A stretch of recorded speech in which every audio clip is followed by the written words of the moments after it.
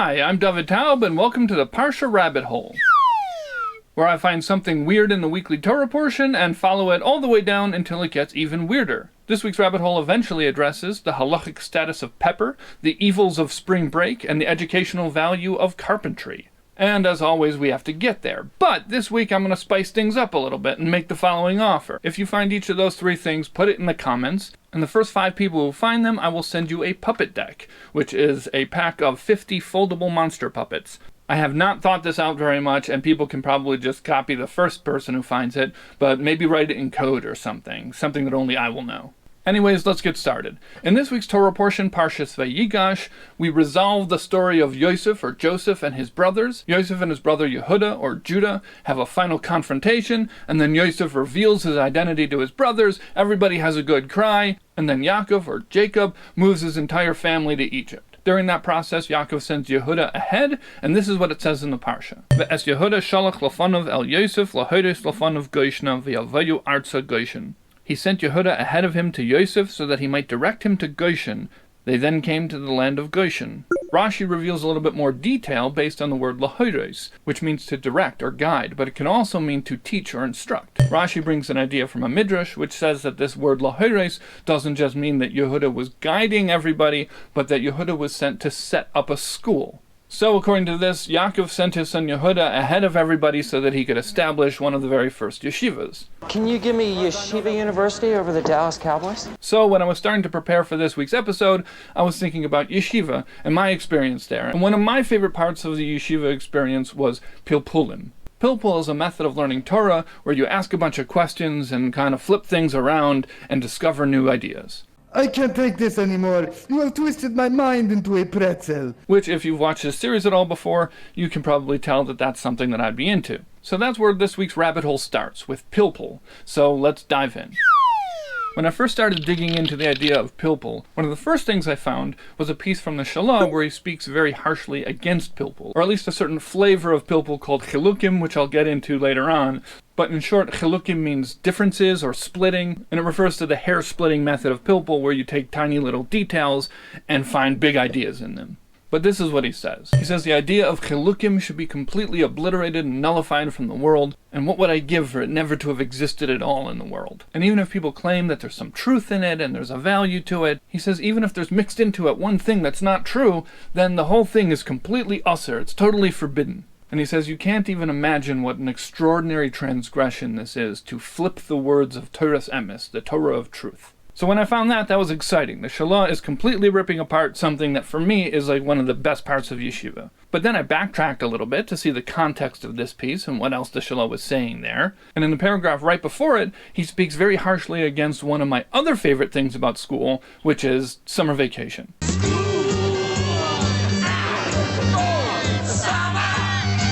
In that time, it probably wasn't summer vacation, it was Sukkot break and Pesach break. The term is bein hazmanim, it literally means between the time periods, and it refers to the breaks for Yom Tov in between the terms of yeshiva. And this is what he says. The main thing, and this contains everything, is that the phrase bein hazmanim should be completely uprooted from the world. And it should be obliterated from memory, and every time should be equally used for Torah study. Okay, that's pretty rough. Now, I've heard criticism of bein hazmanim before, that Jewish people should be learning Torah all the time and you should never get a break from yeshiva. But what was interesting to me here was I didn't realize how far back that went, and also seeing it paired with criticism of pilpul. And later on you'll see it's not just a list of various things that the Shalah was against, he actually kind of interweaves them.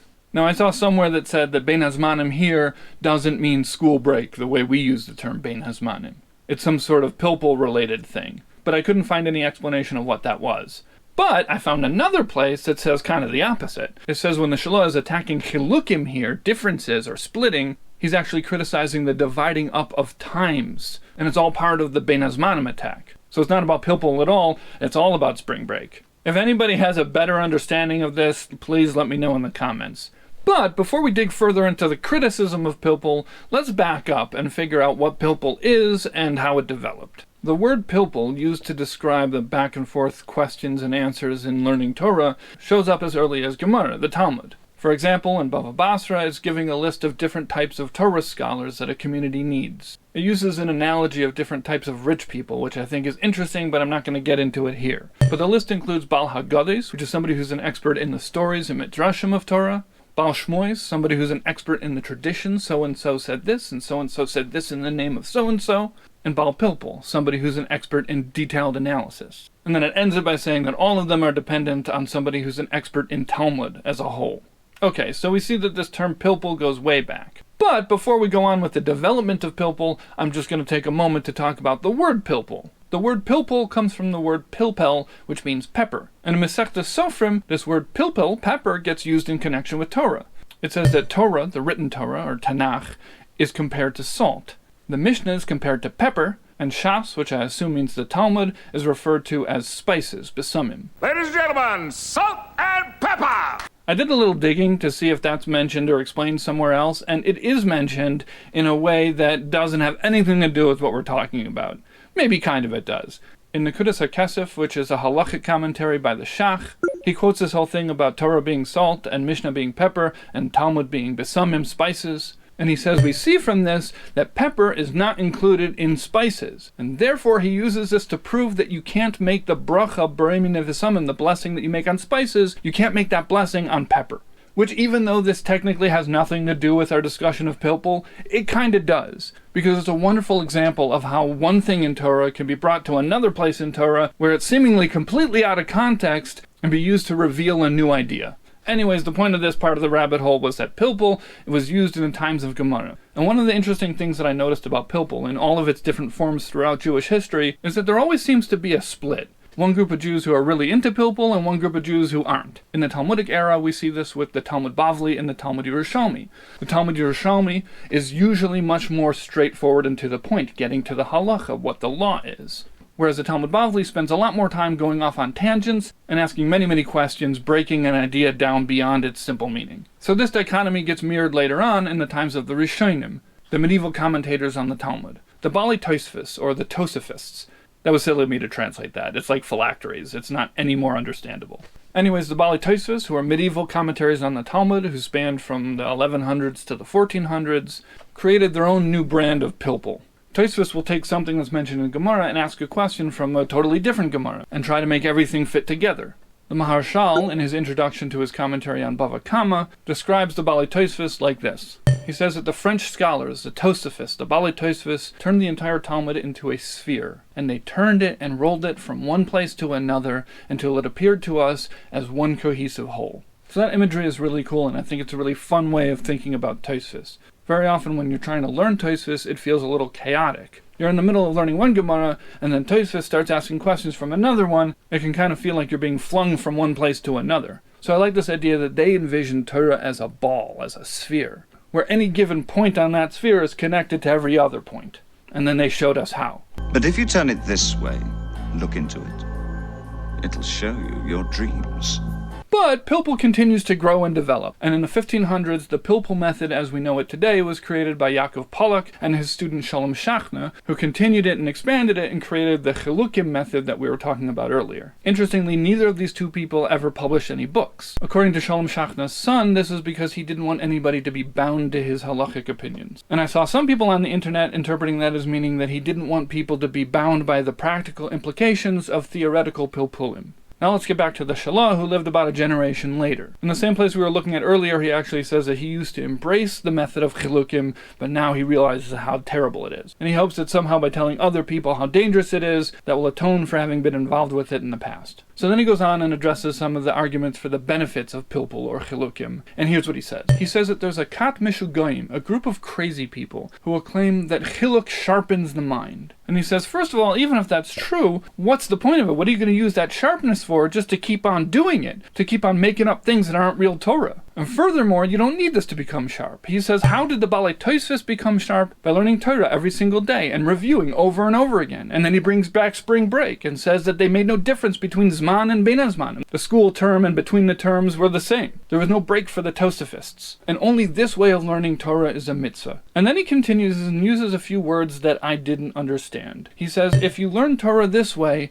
then you'll be able to answer every Oisbranger and every Nuremberger and every Regensburger in a true way. So what are these words? Oisbranger, Nuremberger, and Regensburger.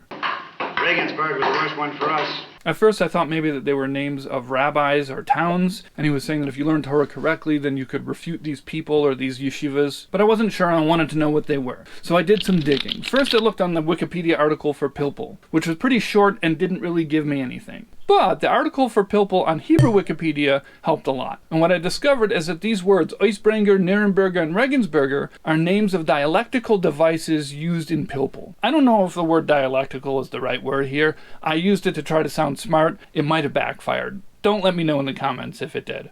Anyways, now I'm going to go through and explain to you how these devices work. Oisbringer is a Yiddish word, and Nuremberger and Regensburger are both named after towns, presumably named after the yeshivas where these methods were either established or were used a lot. Oisbringer is when the Gemara brings a question from the Mishnah, and when it does so, it quotes more of the Mishnah than it needs to. It only needs the beginning of the Mishnah, but it continues on and quotes the rest of it. And so when that happens, you can ask an Oisbringer, why did the Gemara bring more Mishnah than it needed to? There are simple answers to questions like that, but you can also make very complicated answers, thus the pilpul. There's another version of this called a fearbringer, where the Gemara only needed to quote the end of the Mishnah, but it quoted the beginning of it as well. And you can do the same thing. A Nuremberger is when an Amira, a rabbi from the Talmudic era, gives an opinion, and then the Gemara asks a question in that opinion by bringing a brisa, which comes from the Mishnaic period. And the way that the Talmud works is that a rabbi from the Talmudic period can't argue with a rabbi from the Mishnaic period. But then another Amira, another Talmudic rabbi, argues with the first Talmudic rabbi, and the Gemara asks a question from another brisa that contradicts the second Amira. So what you end up with is two different contradictory opinions from two different Talmudic rabbis, and then a brisa from the Mishnaic period that contradicts each one of the Talmudic rabbis. The problem is that when the Gemara asked the question on the first Amira, it already knew that there was a brisa that would support him. So why did it do that?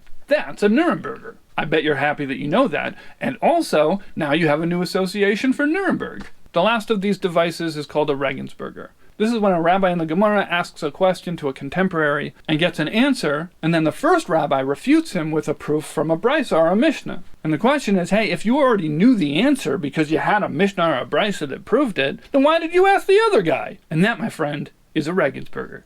Now, before we move on, I'll just add, a lot of these types of questions get asked in the Gemara itself, but what pilpul does is ask them everywhere, even when it's not mentioned in Gemara or in Tosfos. And then through those questions, they bring out new ideas. So to me, all of this sounds very fun, and it sounds like a wonderful way to explore Torah. But not everybody felt that way, even though pilpul was very widespread and became an integral part of the way many people learn Torah even today. Nevertheless, there were many very prominent Torah figures who were very against it. Besides for the Shalah, the Maharal of Prague was also very against pilpul. He writes about it in many different places, and in one of them he says this. He addresses this argument that pilpul sharpens the mind, but he answers it differently than the Shalah did. He says if you want to sharpen your mind, then learn a craft like carpentry or play chess, both of which are perfectly appropriate ways of sharpening your mind without leading you to revealing panim l'Torah shalei halacha, aspects of Torah that are not like halacha.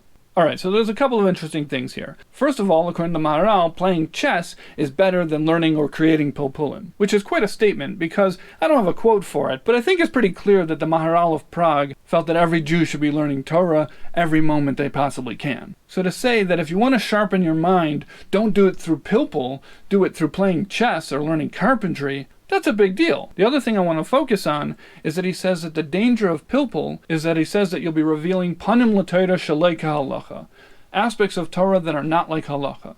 So I think there's two ways to read that. One way you could read that is that he feels that the pilpulim lead to conclusions which are against halacha. They're wrong, and that if you would follow them, you would not be doing the right thing. But there's another way to read it, which is that pilpulim are leading to conclusions which have nothing to do with halacha. They're revealing aspects of Torah shalei halacha that are not like halacha. They're just ideas that are interesting. Now, that might not be the right way to read this, and you can let me know if you think differently in the comments, but I think it's a valid way to read this. And it's particularly meaningful to me because I had a question a few years ago that I used to go around asking people or thinking to myself, and I never came up with an answer myself or got an answer from anybody else that I was satisfied with it, and eventually I stopped asking the question. The question is, does Judaism value discovery and exploration for the sake of discovery and exploration? Come and join me in my travels to the pathways of the mind. When you use imagination, there's no telling what you'll find. I think we're far enough into this episode that even if it's your first one, you'll realize why that's an important idea to me. Now, I never thought that discovery and exploration were something that is forbidden by Torah. I was just trying to figure out if that part of my life and part of my identity was something that was part of my Jewish identity and my Jewish life, or if it was just another part of my life. Which would be fine, but it would be really cool to me if both of these very important parts of my identity could be part of the same thing. And I think the whole Parshah Rabbit Hole series and a lot of other work that I've done is a pretty good illustration that for me those two things are very much connected. But I wanted to find that stated somewhere in Torah, and I never felt like I did. But that piece from the Maharal could be a proof against it. And the Maharal writes against pilpul somewhere else that I think says it even clearer. Again, he's addressing this claim that pilpul sharpens the mind. And he gives the same advice that learning carpentry would be better. He doesn't say chess this time, just carpentry. And then he says that you could have a counter-argument and say, but carpentry isn't Torah. Learning a trade is good, but what if you want to sharpen your mind in a way that is being involved in Torah? And he says learning a craft has more in common with learning Torah than pilpul does. Learning a craft and learning Torah, both of them, the purpose of sharpening your mind and becoming smarter and more clever is so that you can get to the truth. But pilpul, the main point of it, is to get to falsehood, to lies. Okay, so again, I think there's two ways to read this. One way is that he just really doesn't like pilpul, and he thinks that people are deliberately saying things that are lies. And maybe that was happening. I'm not enough of an expert to know, but if any of you have some examples, please show me in the comments. But I think that there's another way to read it, which is what does it mean that Torah and carpentry are both seeking to find the truth, but pilpul is trying to find lies? What's the truth that you discover by learning carpentry? How to build birdhouses or whatever. How to do something practical. So then what's the truth that you discover by learning Torah? Halacha, how to do Judaism.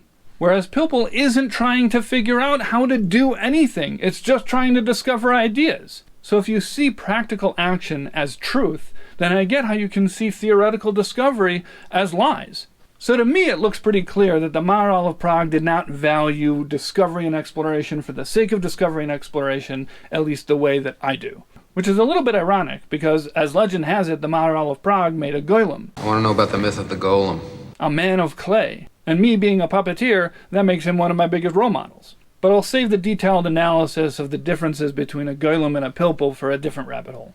But it seems to me, at least from what we've looked at here, that for the opponents of pilpul, a big part of it was the lack of practicality. It isn't practically useful. Now, I'm sure that the proponents of pilpul would have explained to you why it does have value, but I wasn't able to find anything explaining that clearly. But I did eventually find something that helped me. The way my research works for the rabbit hole is that I start in the obvious places and then go off into more and more obscure places. And just because of where different types of information is available, one of the later places I usually look is in Hasidus, Jewish mysticism. So when I was digging around for the word pilpul in Hasidus, I found a few things. But there was one piece from the Rebbe Maharash, the fourth Rebbe of Chabad, that really resonated with me. He's explaining how the pilpul of Talmud Bavli, the Babylonian Talmud, is referred to as choshech, darkness, compared to the Talmud Yerushalmi. And how that's strange because Torah is always referred to as light, which makes sense. So how could part of Torah be referred to as darkness when Torah as a whole is light? So the Rebbe Maharash explains that the entire idea of pilpul is grappling with the ungraspable nature of an idea. Something which is completely hidden from you, but if it will remain hidden, then you'll lose even your original simple understanding of it.